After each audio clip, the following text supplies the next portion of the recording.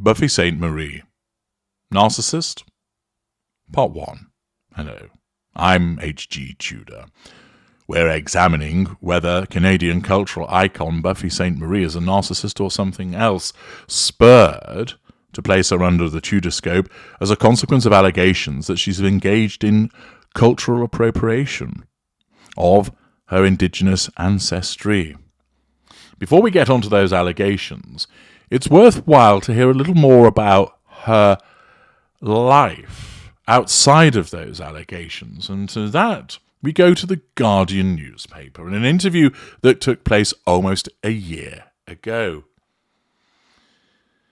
It's in the music section, and it tells us Buffy Saint-Marie vividly remembers the reaction she would get in the folk clubs of the 60s whenever she would perform her song Now That the Buffalo's Gone, which lists a litany of persistent sins committed against native peoples.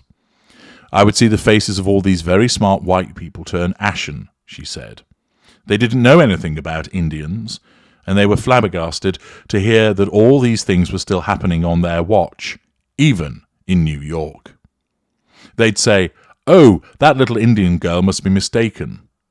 I was gaslighted by them all the time on that, and it was terribly, terribly painful. Is this an accurate recollection? Might it be a revision of history? Is it the case that she is triangulating the audience with this recollection of the playing of this song? Is it the case that she did do this and is utilizing the indigenous ancestry to prove a point? That if she were not of that indigenous ancestry, that she's misappropriated it and is utilizing it for her own gains, to make money, to prove a point, perhaps to prompt a reaction from the audience, thus drawing fuel from them. The article continues by explaining that even so, when Sainte-Marie talks about vexing subjects like this today, she exudes an abiding sense of calm, punctuating even her most withering observations with a giggle that brings the listener in, as if to say, "Can you believe we had to put up with all this crap?" "I don't have a scolding attitude about these things for a reason," Sainte-Marie said in a phone interview from her home in Hawaii. "A lot of people come at politics with their fists raised, but you really have to see through that in order to become effective. And to me, it's all about being effective." Now, thanks to a comprehensive new documentary titled Carry It On, viewers can see just how effective Sainte-Marie has been in her 8 decades of life. The documentary delineates most, but not all, of the firsts in her career, making clear how far ahead of the pack she was in the fields of music, film, television, technology, and politics. It's evident, therefore, that this is a talented individual. At the same time, the film covers disturbing issues in her personal life, from sexual abuse by multiple family members to manipulation and confinement by a later romantic partner, to memos and calls made by people associated with various US administrations meant to discourage radio stations from playing her music in the 60s and 70s. Sainte-Marie only found out about the government's interference in her career years after it occurred. They don't tell you, "Hey, you're under surveillance," the singer said with a laugh. "I found out about it on a radio show in the 80s. Now, clearly someone who is a performer, who sings songs and writes them, and has toured and has appeared at festivals and has appeared on television programs, will have a fairly strong narcissistic trait of showmanship. That would have to be the case. That doesn't mean that somebody's a narcissist, but the very fact that somebody is a performer means that that strong narcissistic trait will be there. And as I've made clear in many other videos, the entertainment industry is a honeypot to narcissists because it allows a main line to get to the prime aims. By being a famous entertainer, millions of people can be controlled. Huge amounts of fuel can be gathered from the adulation that comes from all of those people who are fans of the relevant performer. There's the opportunity to acquire character traits from all the different people that are met. And of course, there are various residual benefits, such as access to networks, the money that comes with the fame, the ability to manage a facade, and thus being in the entertainment industry, being able to propel yourself forward as the centre of attention at a concert, at a performance, is hugely appealing to a narcissist. Sainte-Marie makes it clear, returning to the Guardian interview, that the US government didn't blacklist her directly. It's much worse than that, she said. A blacklisting would take an act of Congress. Instead, a couple of sleazy employees go in the back room and make nasty phone calls to whoever the administration says they should make nasty phone calls to. It's done on a social level. It's not even politics. President Johnson was a Democrat and President Nixon was a Republican, but neither of one of them wanted to hear what I was singing about. They were deathly afraid of the whole indigenous law situation because they were highly invested in energy companies. And when it comes to indigenous rights, that's the motivating factor. Once again, indigenous rights have been brought up. Now, you could argue that you don't have to be indigenous to want to stand up for indigenous rights. And furthermore, whether she is of an indigenous ancestry or not is irrelevant with regard to standing up for those rights. But was she standing up for them because she truly believed in them and that she had emotional empathy for those affected? Or was it simply a useful device because as a consequence of when she was coming to the fore, the fact is that representation by her as an indigenous person elevated her career and visibility at a time when native people were becoming more prominent, that the concepts of red power and black power were gaining greater attention in the media. Therefore, is it the case that we have an individual who actually did care and was exhibiting emotional empathy, or instead is this the cynical opportunism of a narcissism to utilise the pretense of indigenous interests in order to further her own prime aims? The article tells us that Sainte-Marie's sensitivity to indigenous issues began early in her life, in part due to the confusion about her own identity growing up. As an infant in Saskatchewan, Canada, she was adopted by an American family. But the records containing information about her birth parents and their circumstances were sealed. As adopted children, we don't even know when our birthday is, the singer said. You spend your entire life asking questions you can't answer. Remember, this is what was stated in an interview a year ago, before the allegations about her indigenous ancestry misappropriation came to the fore. The parents who raised her in New England were supportive, especially her mother, who was part Mi'kmaq Indian. Her father was Italian-American. As a result, she said her family was more the Sopranos than Dances with Wolves. Though Sainte-Marie said her father was loving, there were paedophiles in his family, she said. She alleges that 2 relatives sexually abused her, including her brother, who also bullied and consistently humiliated her. The singer's parents did not know the full extent of the abuse, though she said they tended to downplay what they did know about as just boys being boys. Pausing there. As regular viewers will know, in order for an individual to be a narcissist, they must have the genetic predisposition towards narcissism and that be allied with a lack of control environment. So far, we don't necessarily see that either of her parents would be viewed as narcissists to provide that genetic predisposition to her, but it could come from further back in the lineage. We park that point for now. The accusations of sexual abuse and bullying by a brother and humiliation as a child could well amount to a lack of control environment, and therefore raises the possibility that one side of the required factors for the creation of a narcissist was present. We will be returning to these allegations of sexual abuse later on. The interviewer explains that her father didn't understand why a girl would want to go to college.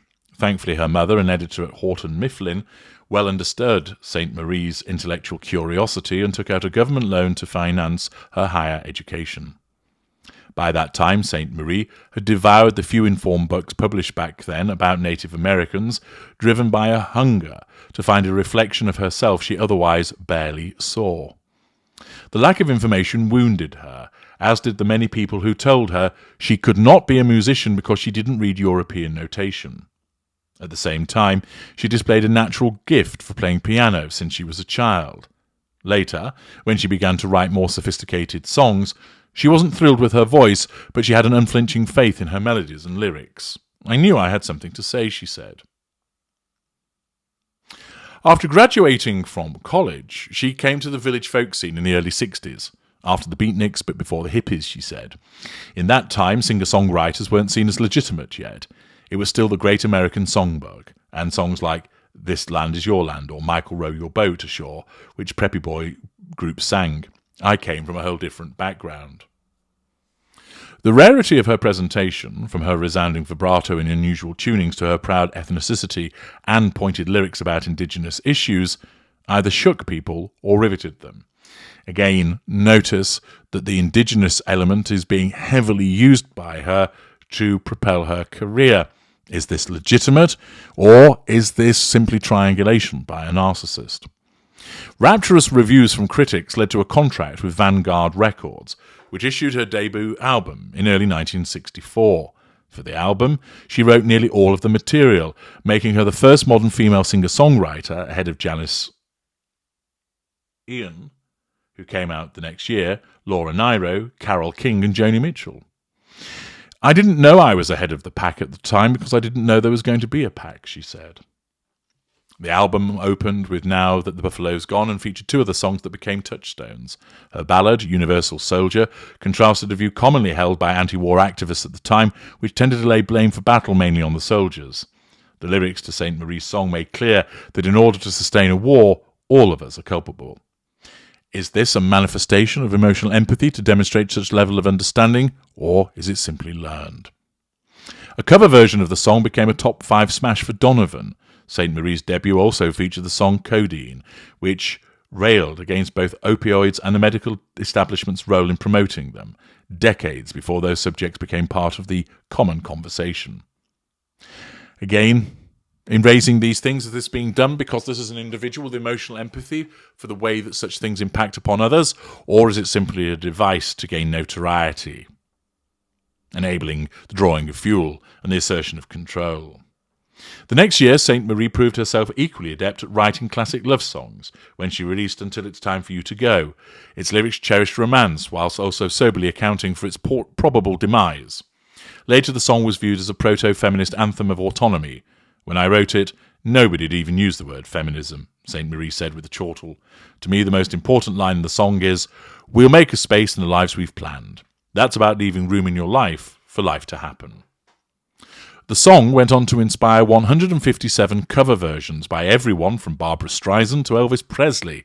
The latter recording almost didn't happen. Back then, Presley's representatives usually demanded part of the publishing in exchange for having such a big star record a writer's song. Having earlier sold her publishing to Universal Soldier for virtually nothing, Sainte-Marie held firm, and eventually Presley's folks gave in. In the documentary, Sainte-Marie admits she wasn't always so savvy in her business decisions, but she rarely faltered in her creative ones, and never, it seems, in her role as an activist. In 1968, when the hugely popular Western TV show The Virginian asked her to play a Shoshone woman, she agreed only if the other indigenous parts in the show went to actors from the community as well. Demonstration of emotional empathy, or simply decent facade management and the exhibition of cognitive empathy? They said to me, "Oh, we have great makeup artists that can turn a dog into a cat." Sainte-Marie said with a laugh. "I told them it's not a matter of fooling white people, it's a matter of bringing more wonderfulness into the project that people were unaware of." In winning the producers over, Sainte-Marie helped inaugurate a discussion about casting issues that's now ubiquitous. She did much the same thing in 1975, when the producers of the children's educational TV show Sesame Street asked her to come on to recite the alphabet. Instead, she proposed using the show to teach kids about Indian culture. Again, is she utilising something genuine? Utilising, again, her emotional empathy? Or are we seeing somebody that has misappropriated this cultural aspect and is making use of it on a regular basis in order to further her own interests, i.e. the prime aims, either subconsciously or consciously? Her efforts proved popular enough for Sesame Street to employ her for the next 5 years. She broke further ground on the show when she proposed breastfeeding her newborn son in an episode. The scene has often been cited as the first example of breastfeeding on American television. Is this more showmanship? Or is it done for genuine reasons? Interestingly, Sainte-Marie said the practice drew no controversy at the time, but now sometimes does, as various groups have tried to have the clip taken down on YouTube. People feel free to sexualize anything now, she said. Back then, people would have been embarrassed to criticize something so natural. Over the years, Sainte-Marie pushed just as many boundaries in her art. Her 1969 album, Illuminations, was probably the first to mix folk and electronic music, marking one of the earliest uses of the Buchla synthesizer. In the 80s, she became one of the first artists to record digitally, and in 1982 became the first native person to win an Oscar by co-writing Up Where We Belong, a #1 smash from the movie An Officer and a Gentleman. At the time, she was married to her co-writer on the song, the late mega-producer Jack Nietzsche, who Sainte-Marie said was both brilliant and a nutcase. He was horribly controlling, she said, demanding she put her career on hold for over a decade. In one crazy moment, she claims he skin-popped heroin into her when she was asleep. Eventually, Sainte-Marie found a way to escape, but not without careful and fraught planning. If that recollection is accurate, that she had a relationship with a controlling individual, was this a case of her falling prey to a narcissist? Is this another narcissist, where it's a situation of narcissists collide, or does this point to something else, that the fact that she succumbed to such a relationship demonstrates that she can't be a narcissist? Outside of her Oscar success, Sainte-Marie's career fell off the radar in the US in the 70s, in part because of the government's work against her, but she continued to thrive in Canada and other territories. Most successful was her 2015 album Power in the Blood, which won the prestigious Polaris Music Prize in an upset over a favoured set by Drake. Today, Sainte-Marie continues to balance her artistry with her activism. They work together, like having two arms or two legs, she said. While significant hurdles remain in the struggle for indigenous rights and recognition, Sainte-Marie said she sees progress from when she started to sing about those issues in the village all those years ago. The good news about the bad news is that more people know about it now, she said. No doubt, her upbeat and forgiving attitude has helped sustain her in the many years between. Some people walk around with a backpack full of grudges and unforgivables, she said. They hang on to old nightmares, and I don't. However bad it is, it's all about making it better. Accordingly, an interview with The Guardian from just over a year ago, before the allegations came about, and in relation to a premiere linked to her autobiography. What do we draw from all of that? Well, on the face of it, a clearly talented individual that would engage in showmanship, but somebody that's heavily involved in her activism and philanthropy, which may well demonstrate the presence of emotional empathy. But then, of course, comes the elephant in the room. All of this is predicated on her claiming to be of the indigenous people, and the suggestion is that that's false. Is that just somebody that is misplaced in what they're doing, or is it a cynical exploitation of the utilization of something that doesn't belong to her, which enables her to achieve far more than if she were just an ordinary white person?